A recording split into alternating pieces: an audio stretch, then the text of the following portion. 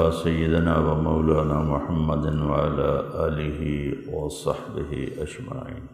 أما بعد، فقال النبي صلى الله تعالى عليه وسلم: الناس كالمعادن كمعادن الذهب والفضة، خيارهم في الجاهلية خيارهم في الإسلام إذا فقهوا.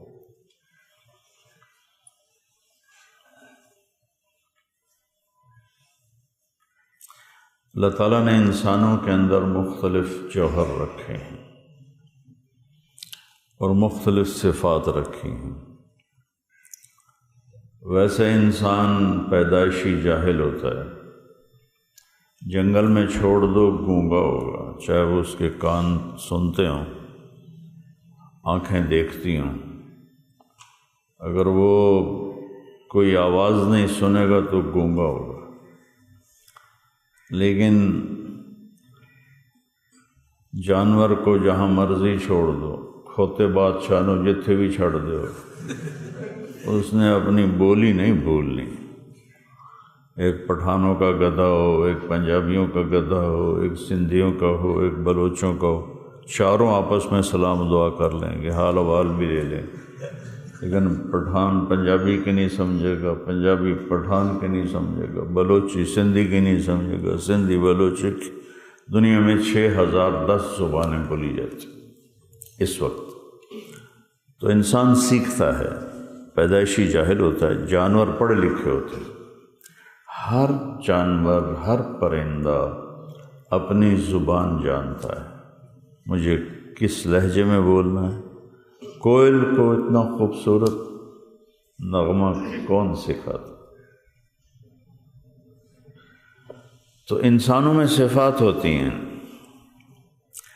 جو کوشش کرتا ہے، اللہ کی توفیق تائید شامل حال ہوتی ہے تو وہ نمایاں ہو جاتی. تو قائدانہ صلاحیت بھی ایک اللہ کی دی ہوئی نعمت ہے جو ہر ایک کے پاس نہیں ہوتی. جس کو وہ ماحول مل جاتا ہے وہ قائد بن جاتا ہے، نہیں ملتا تو فَكَمْ مِنْ حَسْرَةٍ تَحْتَ التُّرَابِ، کتنی ہی حسرتیں زمین میں مٹی ہو گئی مواقع نہ ملنے کی وجہ سے. تو آج میں گفتگو قائد اعظم رحمۃ اللہ علیہ محمد علی جناح، قائد اعظم ہیں ہمارے ملک کے لحاظ سے. ویسے تو قائد اعظم ہمارے نبی ہیں، سب سے بڑے قائد، پورے عالم کے قائد ہمارے نبی ہیں صلی اللہ علیہ وسلم. ہم ان کو قائد اعظم کہتے ہیں پاکستان کے لحاظ سے کہ ایسا قائد ابھی تک تو کوئی نہیں آیا جیسا اللہ نے اس بندے کو بنایا تھا.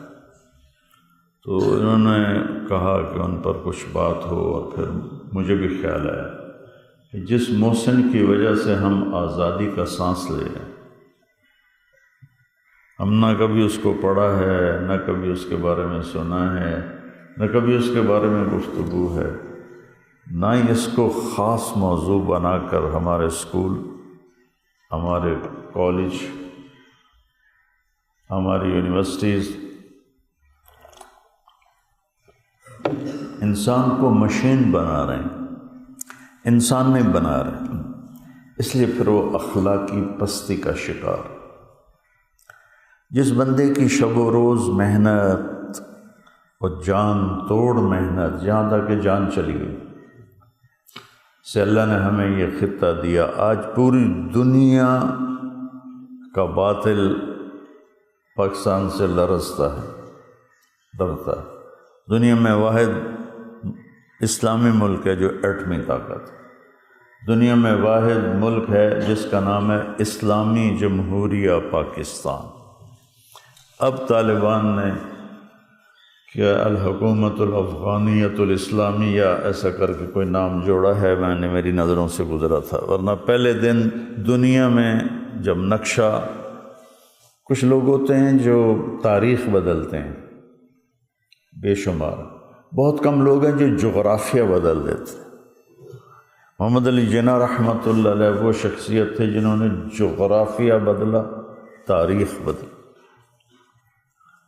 جغرافیہ بدلنے والے بڑے تھوڑے لوگ ہوتے ہیں۔ تو ہمیں یہ ملک ملا، اس کا تو نام و نشان ہی کوئی نہیں تھا۔ یہ تو صوبہ پنجاب تھا انڈیا کا۔ تو یہ پوری دنیا میں کوئی ملک اسلامی بنیاد پہ نہیں بنا سوائے پاکستان کے۔ آج کے دور کی بات کر رہا ہوں، یا پیچھے مدینہ منورہ کی ریاست بنی، اسلام کی بنیاد پہ ہجرت کر کے لوگ گئے اور ایک ریاست وجود میں آئی، یا پھر پاکستان اور مدینے میں مطابقت تھوڑی سی بتاؤں۔ پاک ستان زمین، مدینہ زمین، طیبہ پاکیزہ، مدینہ طیبہ پاک، یہ دو لفظ ہیں، پاکستان، پاک ستان فارسی کا لفظ ہے۔ پاک مطلب پاکیزہ، صاف ستھرا، اور ستان زمین کے ٹکڑے کو کہتے ہیں۔ تو اب اس کو اگر ہم جوڑیں ادھر، تو ادھر طیبہ بعد میں ہے اور زمین کا ٹکڑا پہلے ہے، مدینہ طیبہ۔ تو یہ ایک مناسبت ہے۔ ابھی میں بات شروع کی تو میرے ذہن میں آیا کہ اس کا نام اللہ نے کیسا رکھوایا۔ اور مدینہ کی طرف بھی ہجرت ہوئی، لوگ گھر چھوڑ چھوڑ کے گئے، ادھر بھی ہجرت ہوئی، کوئی 3 کروڑ کے قریب لوگوں نے ہجرت کی اس ملک پاکستان کی طرف۔ تو مدینہ کی طرف اس وقت آبادیاں کم تھیں، تو مکہ سے ہجرت کر کے لوگ آ رہے ہیں، قبیلہ دوس کے لوگ آ رہے ہیں، فلاں جگہ سے لوگ آ رہے ہیں۔ تو ایک مناسبت اللہ تعالیٰ نے یہ بھی بنائی ہے۔ اور اگرچہ ہم اخلاقی پستی کا شکار ہیں، لیکن اس کے باوجود پوری دنیا پر اللہ نے اس پاکستان کا روپ قائم کیا ہے، اور اس کا اجر جاتا ہے اس شخصیت کو جس کو محمد علی جناح کہتے ہیں۔ اس بندے نے تاریخ کے ساتھ جغرافیہ بھی تبدیل کر دیا۔ میں انڈیا گیا ہوں 2 دفعہ۔ آپ لوگ جس آزادی سے سانس لے رہے ہیں، ساری برائیوں کے باوجود، وہ وہاں والوں کو نصیب نہیں ہے۔ اور اتنے تھوڑے وسائل میں ایٹمی طاقت اللہ نے اس ملک کو بنایا۔ کوئی خوبی تو دیکھی، اتنا بڑا تبلیغ کا کام پوری دنیا میں کہیں نہیں ہو رہا، کوئی خوبی تو دیکھی۔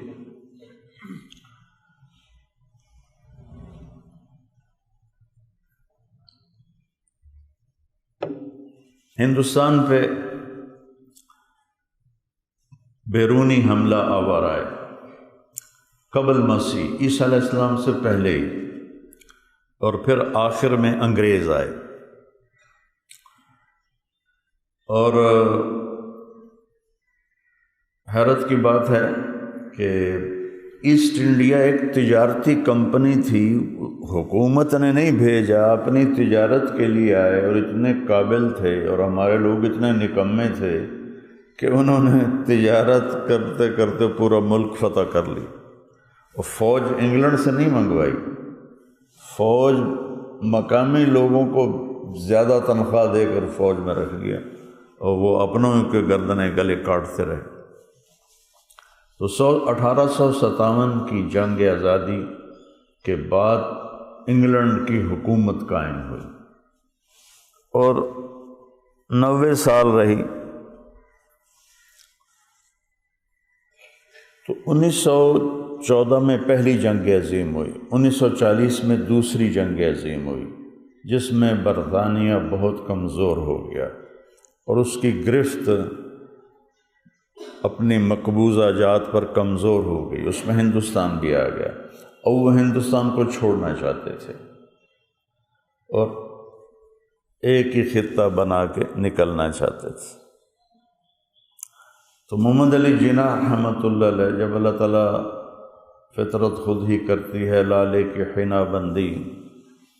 زبان اردو نہیں گجراتی زبان ہے۔ گجرات کاٹھیا واڑ خالص تجارتی شہر اور سارا تجارتی صوبہ ہے، اور ان کے جو آباء و اجداد تھے وہ راجپوت تھے، وہ گجراتی نہیں تھے، لیکن وہاں رہتے رہتے گجراتی ہو گئے، اور ان کی جیسے ہم اصل راجستھان کے ہیں لیکن ہمیں راجستھانی اب نہیں آتی، تو ایسے ہی محمد علی جناح رحمۃ اللہ علیہ کے جو آباء و اجداد تھے یہ راجپوت فیملی سے تعلق رکھتے تھے۔ ان کے بڑے گئے گجرات، گونڈل ایک ریاست تھی، اس میں ایک گاؤں تھا پنیلی، اس میں ان کی سکونت تھی۔ تو ان کے والد جناح پونجا متوسط درجے کے تاجر تھے، کوئی بڑے مالدار نہیں تھے، متوسط درجے کے تاجر تھے اور کپڑے کا کام کرتے تھے۔ کسی نے یہ لکھا ہے کہ جلاہے کا کام کرتے تھے، یہ بڑی فضول بات ہے، کپڑے کے تاجر تھے۔ تو فیملی ان کی راجپوت تھی۔ اس وقت کراچی اور بمبئی ایک تھا، یعنی بمبئی کے تابع تھا کراچی، صوبہ سندھ بمبئی تک تھا، راجہ داہر کی حکومت بمبئی تک اور ادھر کشمیر تک تھی۔ سندھ اس وقت اتنا طاقتور تھا، تو سندھ کا جو کراچی تو ایک چھوٹا سا شہر تھا اور بمبئی بہت بڑا شہر تھا۔ پیدائش ان کی کراچی میں ہوئی ہے 25 دسمبر 1877۔ ایک کپڑے کے تاجر کے گھر میں ایک بچہ پیدا ہوتا ہے، اس کے ماتھے پہ کیا لکھا ہوا ہے یہ اللہ نے ہمیں نصیب کیا۔ اس کے باپ کے ذہن میں اتنا ہی تھا کہ یہ میرے کپڑے کے کام کو آگے بڑھائے گا، میرا کاروبار اور آگے چلا جائے گا۔ تو انہوں نے اپنی تعلیم مکمل کی۔ میں یہ ساری حوالے ساتھ لے کر آیا ہوں تاکہ، چونکہ میں بھی پہلی دفعہ شخصیت وال بول رہا ہوں، پہلے میں آپ کو اپنا تعارف بتاؤں کہ میرا قائد اعظم سے کیسے تعارف ہے۔ کہ میں جب FSC کر رہا تھا تو میں پڑھاتا تو کچھ تھا نہیں تو سارے لڑکے پڑھتے تھے اپنی بکس اور میں فلمی رسالہ لے کے پڑھ رہا تھا، اور مجھے فکر ہی کوئی نہیں ہوتی تھی کہ بھائی میرا امتحان سر پر ہے، میں کچھ پڑھ لوں۔ تو اب میں شارٹ کٹ سوچوں کہ کیسے FSC کلیئر کر کے میڈیکل کالج داخل ہو جاؤں۔ مختلف راستے چلو کوئی کسی امتحان لینے والے کو رشوت دے دیں گے، پیپر چیک کرنے والے کے پاس پہنچ کر اس کے منت ترلا کر کے نمبر بڑھوا لیں گے۔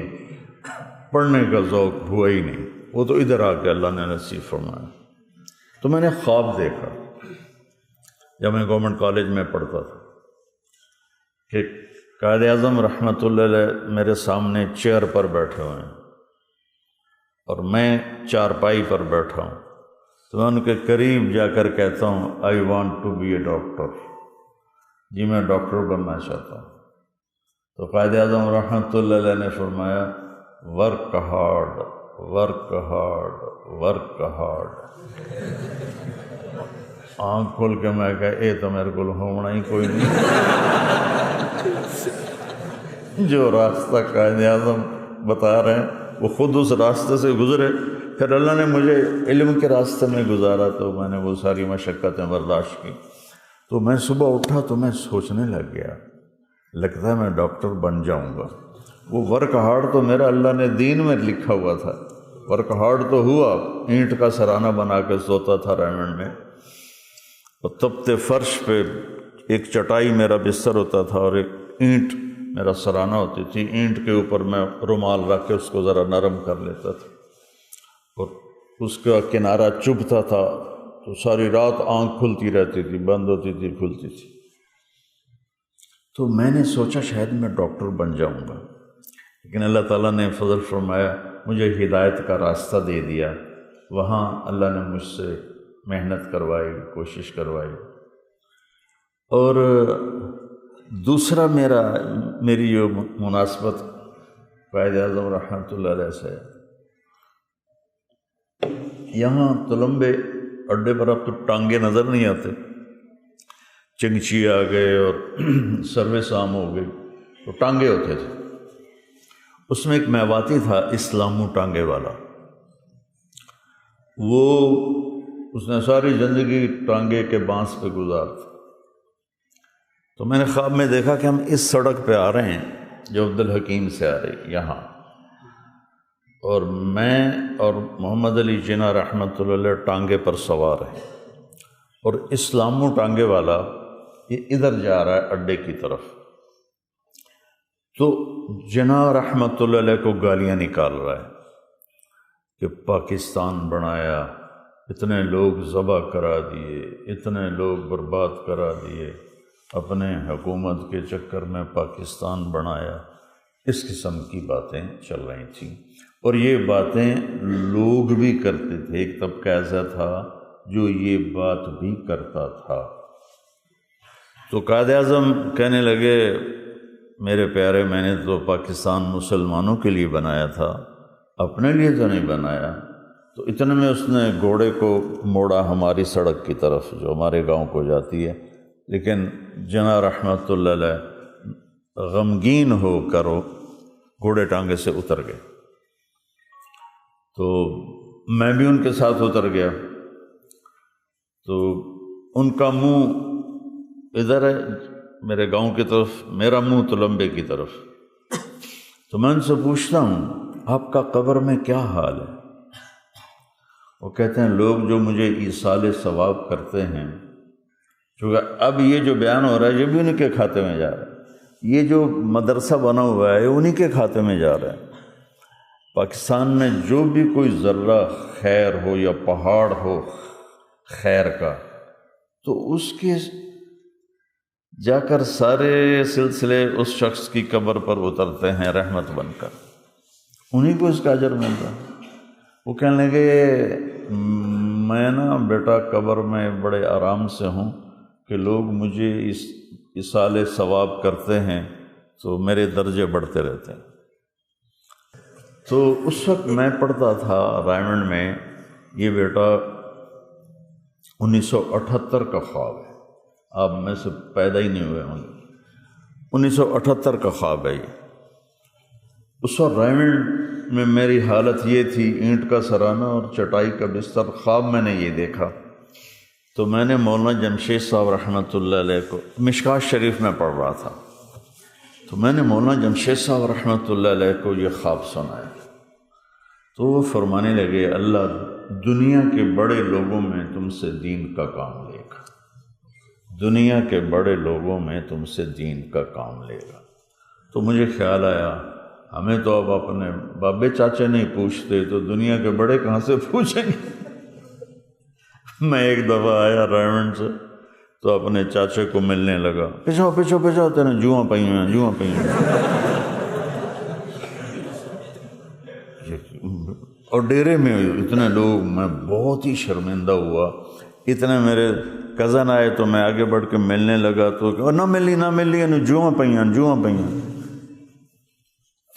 میں ایسی ذلت دیکھ رہا تھا، اور اس میں مولانا جمشید صاحب رحمۃ اللہ علیہ نے فرمایا کہ اللہ دنیا کے بڑے لوگوں میں تم سے کام لے گا۔ تو اللہ تعالیٰ نے اس طرح نظام چلایا کہ کہاں کہاں تک اللہ نے بات پہنچائی، اور دعا کرو بیٹا عمر کا آخری حصہ ہے، اسی میں ہی زندگی لگ جائے۔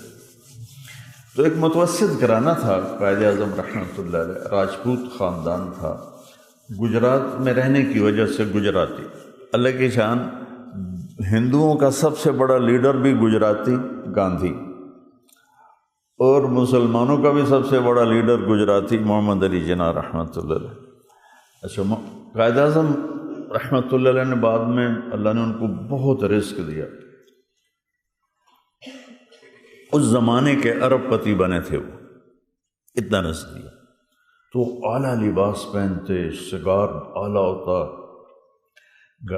ٹرین میں سفر فرسٹ کلاس میں کرتے، تو لوگوں نے کہا کہ جو گاندھی ہے وہ تو 2 چادروں میں ہوتا ہے اور 3rd کلاس میں سفر کرتا ہے، تو آپ بھی ایسا کریں کہ 3rd کلاس میں سفر کیا کریں۔ جیسے مجھے نہیں کہتے تو ایڈی وڈیاں گڈیاں رکھی ہوئی ہیں، مولوی تو سائیکل تے ہوندے تو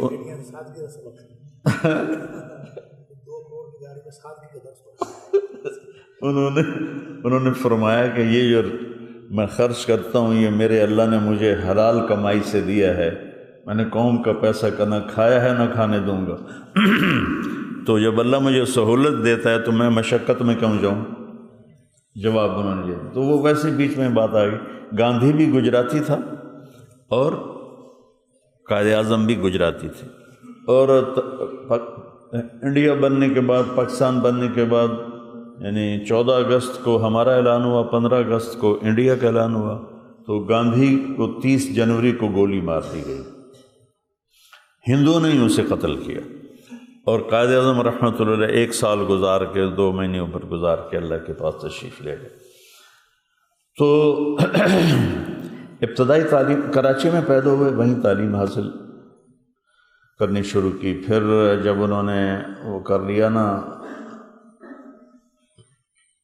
میٹرک، تو پھر 1892 میں اعلیٰ تعلیم کے لیے انگلینڈ گئے۔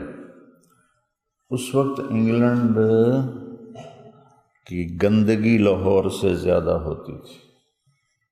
1960 تک انگلینڈ میں گھروں میں بیت الخلاء نہیں تھے اور باتھ روم نہیں تھے، باہر بازار میں وہ لگے ہوتے تھے، جیسے یہاں نہیں کہ کئی اڈوں پر وہ روپے لے کے جانے دیتے ہیں، اس طرح کی اس وقت پسماندگی تھی، حکومت ساری دنیا پر تھی۔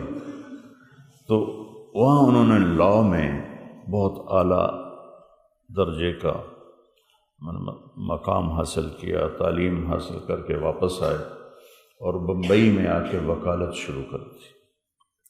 وکالت میں راست گوئی، سچائی، سیاسی زندگی کا آغاز ان کا 1906 سے ہوتا ہے۔ 1906 میں یہ پرائیویٹ سیکرٹری کی حیثیت سے کانگریس کے اجلاس میں انہوں نے شرکت فرمائی 1906 میں، اور 1909 میں امپیریل کونسل میں بمبئی کے مسلمانوں کی طرف سے رکن منتخب ہوئے اور کچھ عرصہ کانگریس میں رہے، چونکہ مسلم لیگ کا اس وقت وجود نہیں تھا۔ تو ادھر انگریز کمزور ہوا اور اس نے ملک چھوڑنے کا ارادہ کیا۔ تو 1930 میں جب کہ ابھی انگریز فل فلیج طاقت پر تھا، تو علامہ اقبال رحمۃ اللہ تعالی علیہ نے الہ آباد کے شہر میں ایک بیان میں کہا کہ مسلمانوں کے لیے ایک الگ ملک ہونا چاہیے۔ تو اس سے 2 نظریے وجود میں آ گئے، ایک یہ کہ اکٹھے رہنا ہے، جدا نہیں ہونا، دوسرا یہ کہ الگ اپنا خطہ چاہنا ہے۔ اور یہ بھی جو پچھلے دنوں سکھوں کا احتجاج چل رہا تھا، تو ایک سکھ کہہ رہا تھا کہ ہمیں محمد علی جب پاکستان بننے لگا تو محمد علی جناح صاحب نے تارا سنگھ کو بلایا۔ تارا سنگھ اس وقت سکھوں کا بڑا لیڈر تھا، کہا خالصتان لے لو، سکھی رہ جاؤ گے۔ تو وہ تیار ہو گیا، تو نہرو کو ملنے گیا تو نہرو پاؤں میں بیٹھ گیا، کٹھے زندگی گزاریں گے، کیوں الگ ہوتے ہو؟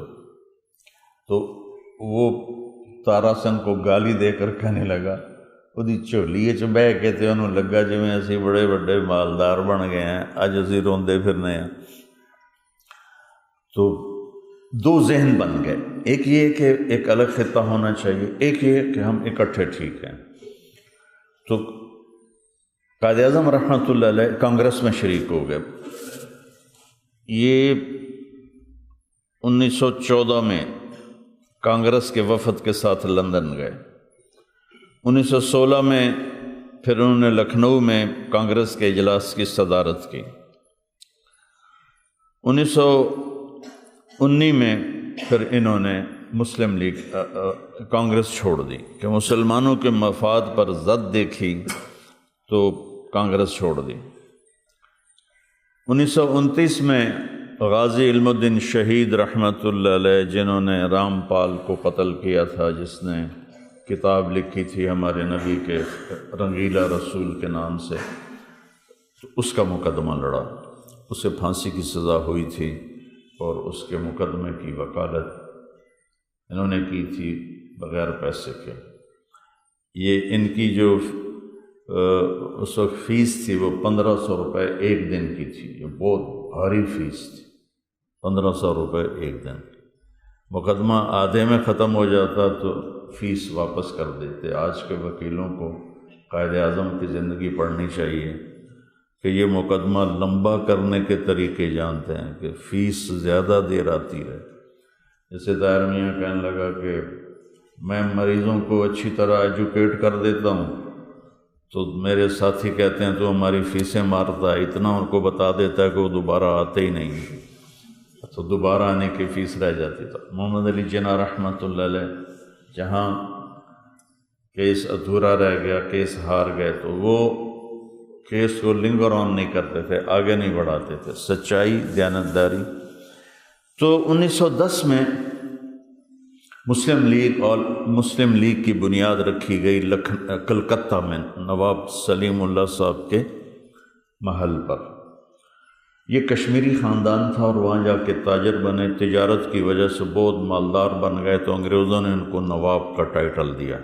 ان کے محل میں 1910 میں مسلم لیگ کی بنیاد رکھی گئی، لیکن قائد اعظم رحمۃ اللہ علیہ اس وقت اس میں شریک نہیں ہوا۔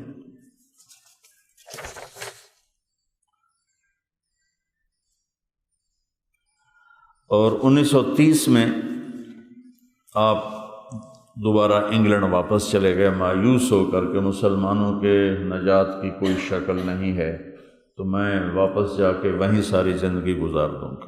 یہ 1930 کی بات ہے۔ تو 1935 میں علامہ اقبال رحمۃ اللہ علیہ نے ان کو خط لکھا کہ ہندوستان کو تمہاری ضرورت ہے، تم واپس آؤ۔ تو انہوں نے اپنا بوریا بستر سارا وہاں سے گول کیا۔ بہت شاہانہ زندگی تھی، بہت مہنگے وکیل تھے انگلستان میں، اور بمبئی میں بھی 2 رولز رائس تھیں، ایک پٹیل کے پاس تھی اور ایک محمد علی جناح رحمۃ اللہ علیہ کے پاس تھی۔ اس وقت سے لے کر آج تک کی سب سے مہنگی گاڑی، اس وقت سے لے کر آج تک کی سب سے مہنگی گاڑی ان کے پاس تھی۔ تو 1935 میں واپس آیا اور مسلم لیگ کی قیادت کو سنبھالا، 2 سال میں منظم کیا، اور 1937 سے الیکشن میں حصہ لینا شروع کیا، اور 1940 میں قرارداد پاکستان پیش کی، منٹو پارک جس کو مینار پاکستان اب کہتے ہیں یہاں پر۔ اور میں آپ کو ان کے اپنے الفاظ بتاؤں کہ انہوں نے پاکستان کس بنیاد پر بنانے کے لیے خواب دیکھا تھا۔ ہمارے لیے قرآن مجید رہنمائی اور ہدایت کا سب سے بڑا منبع ہے۔ ہمیں صرف ایک حقیقت کا شعور حاصل کرنا ہے کہ قرآن میں دیے گئے اعلیٰ اصولوں کو حاصل کرنے کے لیے ہم اپنی طاقت کو کیسے خرچ کریں اور اس طرف آگے بڑھنے کا ارادہ کریں۔ ہمیں قرآن پاک کی حکیمانہ اور عقلی تعبیر سے رہنمائی لینی چاہیے۔ اگر ہم سچائی کے ساتھ قرآن سے وابستہ ہو جائیں، یکسو ہو جائیں، تو ہمیں اپنے مقاصد حاصل کرنے میں آسانی ہو جائے گی۔ سچائی کو عمل میں تبدیل کرنے کی خاطر ہم خود کو حدود کا پابند رکھیں تاکہ دوسرے کے حق کی خلاف ورزی نہ ہو۔ اس کے ساتھ ہم مسلسل ہمت اور کوشش کے ساتھ آگے بڑھیں، وہ سب کچھ زیادہ سے زیادہ حاصل کریں جو ممکن ہو۔ پاکستان کا آئین اسلام کے اصولوں کی روشنی میں تیار کیا جائے گا۔ اسلام کے اصول آج بھی اسی طرح قابل عمل ہیں جس طرح 1300 سال قبل تھے۔ اسلام اور اسلام کے عالی تصورات نے ہمیں جمہوریت کا سبق دیا ہے۔ اسلام برابری، انصاف اور ہر ایک کو مساوی مواقع دینے کی تعلیم دیتا ہے۔ لا فضل لعربی علی عجمی ولا لعجمی علی عربی الا بالتقوی۔ اس جملے کی یہ تعبیر آ رہی ہے، یہ ہمارے نبی کے آخری خطبہ، آخری حج کا جملہ ہے جو میں نے آپ کو بتایا ہے۔ تو آپ نے فرمایا کہ اسلام برابری، انصاف اور ہر ایک کو مساوی حقوق دینے کی تعلیم دیتا ہے، چنانچہ برابری، آزادی اور دینداری کے لیے نہایت اعلیٰ معیار سے کسی کو خوف زدہ نہیں ہونا چاہیے، اس بات سے کہ ہر ایک کو انصاف اور عمل کے مساوی مواقع حاصل ہوں گے۔ آؤ مل کر پاکستان تیار کریں، ہم دنیا کو بتائیں کہ ہم اس کام کی صلاحیت رکھتے ہیں۔ ہمارے پیغمبر علیہ السلام عظیم استاد تھے، عظیم قانون ساز تھے، امور ریاست کو چلانے والی عظیم شخصیت اور دنیا کے حکمرانوں میں ممتاز تر تھے۔ اس میں کوئی شک نہیں کہ جب ہم اسلام کا ذکر کرتے ہیں تو بہت سے لوگ اس کو صحیح سمجھ نہیں پاتے۔ اسلام صرف مذہبی رسوم اور چند روحانی چیزوں، اعمال کا مجموعہ نہیں ہے، یہ ہر مسلمان کے لیے قابل عمل ضابطہ حیات ہے جو سیاست اور معیشت جیسے شعبوں میں بھی اسے اتنی ہی رہنمائی اور ضابطہ فراہم کرتا ہے جتنا دوسروں میں اسلام کے اصول، احترام، آدمیت، دیانتداری، انصاف جیسے اوصاف پر مبنی ہے۔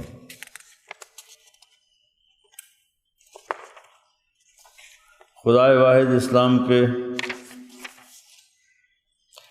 واحد پر ایمان اسلام کے اساسی اصولوں میں ہے۔ اسلام میں انسان اور انسان کے درمیان کوئی تمیز روا نہیں رکھی جاتی۔ اس بنیاد پر اس بندے نے اسلام کی بنیاد اٹھائی۔ ان کے جو خاندان تھا وہ اسماعیلی شیعہ تھے، جو پیچھے سے خاندان چلا آ رہا تھا وہ اسماعیلی شیعہ تھے۔ ان سے پوچھا گیا کہ آپ کا مسلک کیا ہے؟ تو آپ نے فرمایا کہ میرے نبی کا مذہب کیا تھا، میرے نبی کا مسلک کیا تھا؟ ان کا یہ اسلام کا، بس میرا بھی اسلام ہے، میرا بھی اسلام ہے۔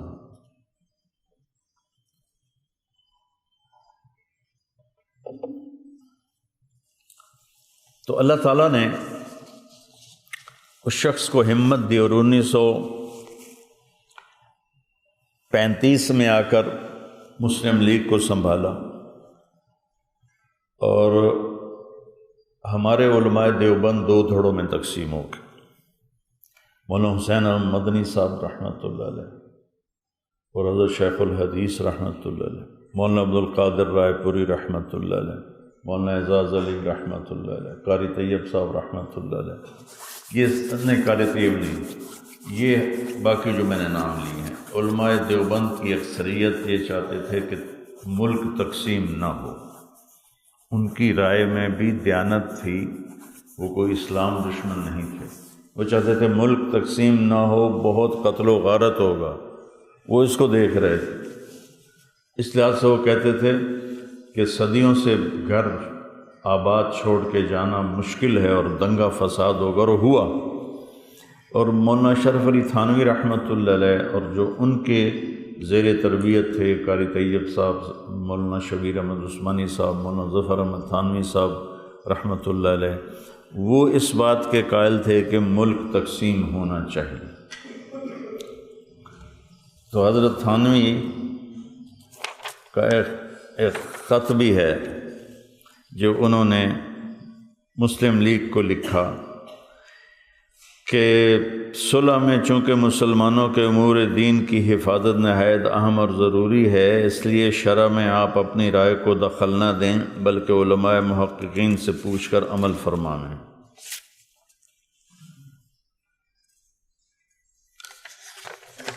اسلام کے اساسی اصولوں میں ہے، اسلام میں انسان اور انسان کے درمیان کوئی تمیز نہیں رکھی جاتی، برابری، آزادی اور بھائی چارہ اسلام کے بنیادی اصولوں میں ہے۔ تو حضرت تھانوی رحمۃ اللہ علیہ نے اپنے مولانا شبیر احمد عثمانی کو اور مولانا ظفر احمد تھانوی کو پھرایا.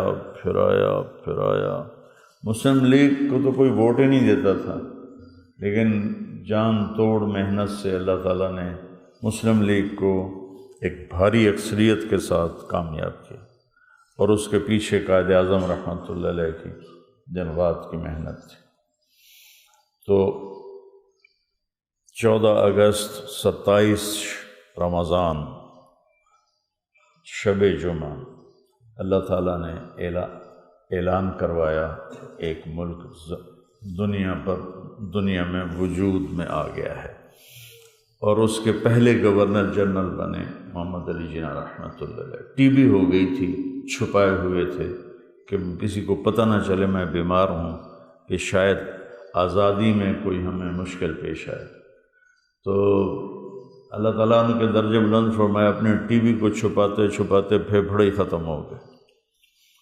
تو کراچی میں تھے تو پھر ان کو زیارت بھیجا گیا کہ وہاں ذرا پرفضا مقام ہے، وہاں صحت اچھی رہے گی، لیکن وہاں جا کے اور بگڑ گئی. پھر ان کو واپس لایا گیا تو ان کی بہن کہتی ہیں کہ آخری الفاظ ان کے تھے لا الہ الا اللہ محمد رسول اللہ، اور ایسے ان کے گردن جیسے ٹوٹتے ہیں ایسے جو ہو، ہڈیوں کا ڈھانچہ تھا. اور وصیت فرمائی میرا جنازہ مولانا شبیر احمد عثمانی پڑھائیں. مولانا شبیر احمد عثمانی صاحب سے کہا گیا کہ قائد اعظم تو آزاد خیال تھے، آپ نے ان کا جنازہ کیوں پڑھایا؟ تو انہوں نے فرمایا کہ میں نے خواب میں دیکھا اللہ کے نبی کے پاس کھڑے ہیں جناب، اور آپ فرما رہے ہیں یہ میرا مجاہد ہے. اللہ کے نبی فرما رہے ہیں یہ میرا مجاہد ہے. تو بے شک اس قدر انہوں نے امت پہ احسان کیا کہ آج پوری دنیا کا باطل پاکستان سے خوف کھاتا ہے. بن گوریان تھا یہودی وزیر اعظم،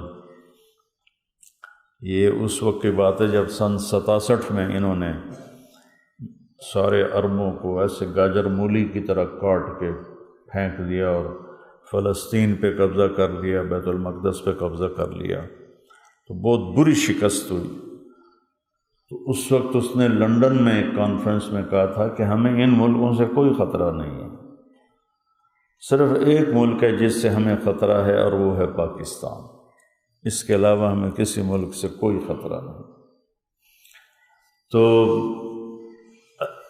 اللہ تعالیٰ نے تو مولانا شبیر احمد عثمانی نے فرمایا کہ میں نے دیکھا اللہ کے نبی کے پاس کھڑے ہیں جناح اور کہہ رہے ہیں اللہ کے نبی کی یہ میرا مجاہد ہے.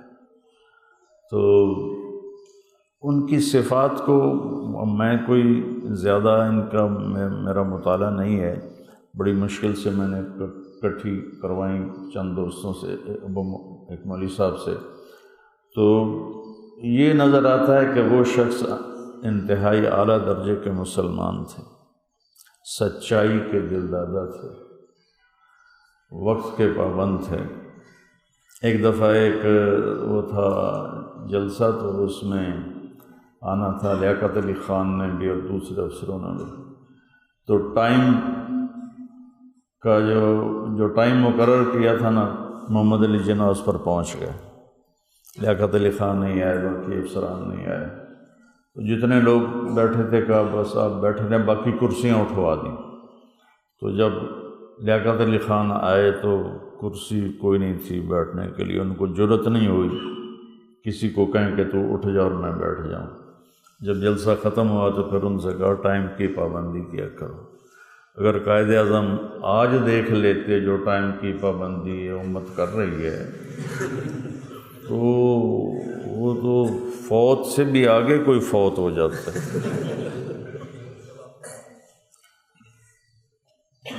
ہم وقت کو سمجھتے نہیں ہیں کہ کتنی بڑی طاقت، اور اس کو محفوظ کرنا کتنی بڑی طاقت. فرمایا کہ ہم جس اہم جد و جہد میں مبتلا ہیں وہ صرف مادی دنیا کے لیے نہیں بلکہ یہ جد و جہد فی الحقیقت مسلم قوم کی روح کی بقا کے لیے ہے۔ پاکستان کا منشا صرف آزادی نہیں ہے بلکہ اسلامی نظریہ ہے جو ایک بہت بڑے خزانے کی حیثیت سے ہم تک پہنچا ہے۔ قرآن مسلمانوں کا ضابطہ حیات ہے، مذہب، معاشرت، عدالت، معیشت، غرضے کہ ہماری مذہبی رسومات سے لے کر روز مرہ کے معاملات تک ہر چیز پر اس کی عمل داری ہے۔ مسلمان پاکستان کا مطالبہ اس لیے کر رہے ہیں کہ وہ اپنے ضابطہ حیات، اپنی روایات اور اسلامی قوانین کے مطابق حکومت کر سکیں۔ دوبارہ سنو اس بندے کا، پاکستان کا مطالبہ اس لیے کر رہے ہیں مسلمان کہ وہ اپنے ضابطہ حیات، اپنی روایات اور اسلامی قوانین کے مطابق حکومت کر سکیں۔ یہ اس بندے کا خواب تھا۔ اللہ کی قدرت ہے، دو مخلص رہنما تھے، یہ محمد علی جناح رحمۃ اللہ علیہ تو بہت اعلیٰ درجے کی شخصیت تھے، اور لیاقت علی خان نواب خاندان سے تھے کرنال کے، تو وہ 1 سال پورا کیا اور آخری 60 دن بیماری میں گزارے، تو گویا 10 مہینے ہی تھے تو انتقال ہو گیا۔ اور اس کے بعد ان کو بنایا گیا کہ لیاقت علی خان رحمۃ اللہ علیہ وزیر اعظم بنے 48 میں، اور 50 میں ان کو گولی مار دی۔ بچوں اپنے اس قائد کو پڑھو، میرا تو پڑھنا ہی ختم ہو گیا سر درد کی وجہ سے، لیکن ایک بہت عظیم انسان تھے۔ ہم چونکہ متعصب قسم کے دیندار ہیں، کیا ہے وہ داڑھی منڈا تھا اور کافروں جیسی شکل تھی۔ بڑا دکھ ہوتا ہے جب ہمارے خطیب ممبر پہ بیٹھ کے یہ بات کرتے ہیں، کافروں والی شکل، کافروں والا لباس۔ گویا وہ ایک تکبر کا جملہ ہے اور توہین کا جملہ ہے، کسی اہل ایمان کو کہنا کافروں والی شکل، کافروں والا۔ تو چند سو سال پہلے تو کافر بھی داڑیاں رکھتے تھے، کہ داڑھی منڈانے کا رواج ہی نہیں تھا، صرف یہ ہندوستان میں شیو کی جاتی تھی، باقی ساری دنیا داڑھی رکھتی تھی۔ تو اللہ تعالیٰ کبھی آپ کو ممبر پہ بٹھائے تو ایسی واہیات گفتگو سے پرہیز کرنا کہ کسی مسلمان کی توہین ہو، کافروں والی شکل، کافروں والا لباس سے اپنے آپ کو بچانا بھائی۔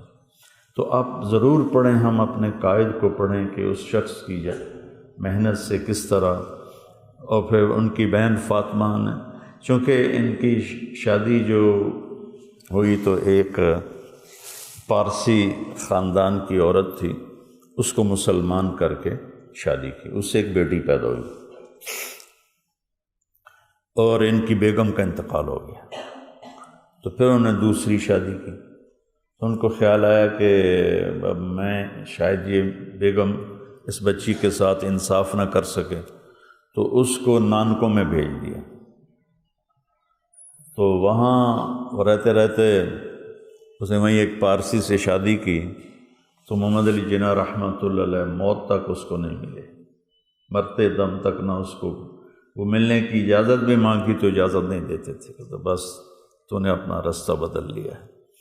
تو ساری زندگی اس سے نہیں ملی، اور اپنی وصیت میں اس کے لیے کچھ بھی نہیں لکھا۔ اللہ نے ان کو اس وقت ارب پتی بنایا تھا، تو اتنی غیرت والے شخصیت تھے، کافروں والی شکل، کافروں والا لباس۔ کچھ تو خیال کرو، دل ہی تو ہے نہ سنگ و خشت، درد سے بھرنا آئے کیا۔ ایک جملہ ایسا ہوتا ہے کہ آدمی تڑپ جاتا ہے، اور ممبر پہ بیٹھنے والا یوں ہوتا ہے جیسے فری سٹائل کشتی لڑ رہا۔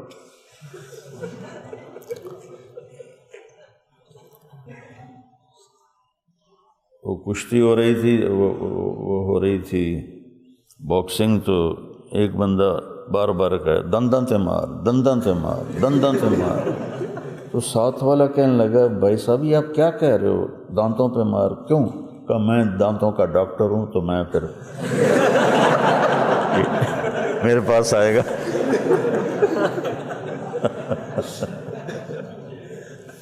قائد اعظم ساری زندگی اپنی بیٹی سے نہیں ملے، اور اربوں روپے کی جائیداد اس وقت آج کھربوں روپے ہے۔ اس زمانے میں ارب پتی تھے تو آج کے کھرب پتی ہو گئے۔ تو خیراتی اداروں میں دی، حکومت پاکستان کو دی، ہندوستان میں کئی ادارے تھے ان کو دی، لیکن اپنی بیٹی کو نہیں دی کہ اس نے اسلام کا راستہ چھوڑ کر ایک غیر مسلم سے شادی کر لی۔ تو اللہ تعالیٰ ان کے درجے بلند فرمائے۔ میں تو ان کے لیے بھی ایصال ثواب کیا کرتا ہوں اللہ کے فضل سے، تو آپ بھی کیا کرو اور اپنے محسنین کو پڑھا کرو، اور کسی کی بھی حقارت دل میں نہ لاؤ، کسی کی بھی، اور خاص طور پر یہ دیوبندی بریلوی جو کشتی ہے نا، اللہ کے واسطے اس سے توبہ کرو۔ ہم مسلمان ہیں، ہم امتی ہیں، ہم حضور کے غلام۔ میں ابھی کانفرنس تھی پنڈی میں، تو وہ پی سی ہوٹل میں تھی، تو میں نے وہیں اپنے کمرے 2 بک کرا لیے۔ تو کھانے کی ٹیبل پر تھا تو ایک نوجوان آیا، السلام علیکم جی، میں اہل تشیع ہوں، میں آپ کو بہت سنتا ہوں۔ میں کہ نہیں بیٹا، آپ بھی امتی ہیں، میں بھی امتی ہوں، یہ تعارف ٹھیک نہیں ہے کہ میں اہل تشیع ہوں، میں بریلوی ہوں، میں دیوبندی ہوں، یہ ظلمت کے بول ہیں۔ هو سماکم الدیوبندی، هو سماکم بریلوی، هو سماکم شیعہ، هو سماکم اہل حدیث، هو سماکم المسلمین۔ ابراہیم علیہ السلام سے بات آ رہی ہے، کیا ہے وہ آیت؟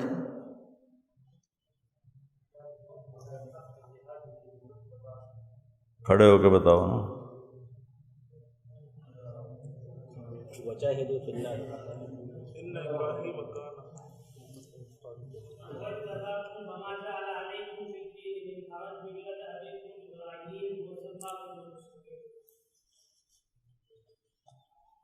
تو ابراہیم علیہ السلام نے